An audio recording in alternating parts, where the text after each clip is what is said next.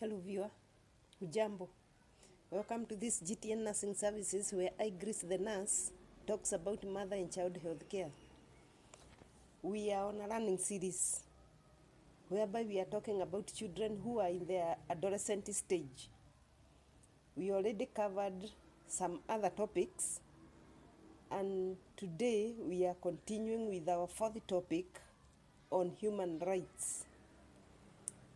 From the previous clip, we did the first learning objective, and today we are going to cover the second learning objective, whereby we are told that by the end of this learning session, the viewer should be able to understand the importance of exercising parental authority with caution. You remember in our introductory clip of the previous one, we said human rights, we are narrowing down to the right to individuality, that is normal self of a child. And therefore, I hope you listen to the previous clip so that you are able to understand what we are talking about here. So, as we have said, by the end of this learning session, the viewer should be able to understand the importance of exercising the parental authority with caution. This is where, as parents or caregivers, we are advised not to try to remake the child individuality. That is, force him or her into the mold of our own. Okay? The key word here is mold. This is where, as parents or caregivers, we are advised not to try to remake a child individuality.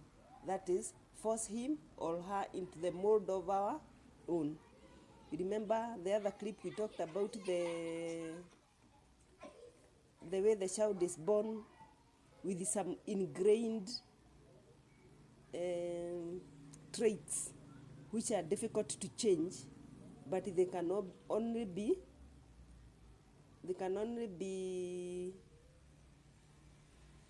done what? They can be only developed with experience, further refining them. Therefore, in this case, the parents, we are being cautioned not to try to mold our children into our own mold. So for the parental role, in this case, is 1, help the child to understand the difference between right and wrong. We covered that when we were talking about ethics and etiquettes. Then B, we should be able to help the adolescent to learn how to exercise good judgment.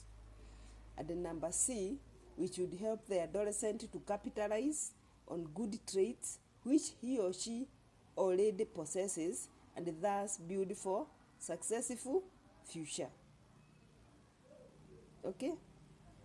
Remember, we talked about these children undergoing a process from childhood to adulthood. They are having their own self-concept.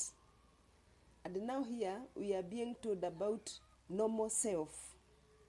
So, it is like in this child, there is a lot of internal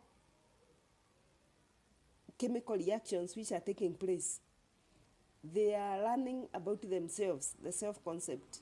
And here now we are being told about their normal self when it comes to human rights. So as parents, we have just been told that our role are only 3.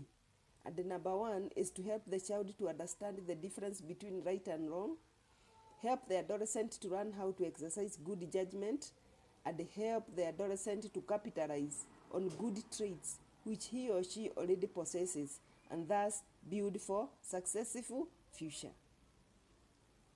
So as parents, we are being told that exercising parental authority cautiously hence means acting in a careful, hesitant, or watchful manner to avoid risks, dangers, or regrettable mistakes. And also, we are told it also means taking care, acting slowly, or being guarded in actions or decisions.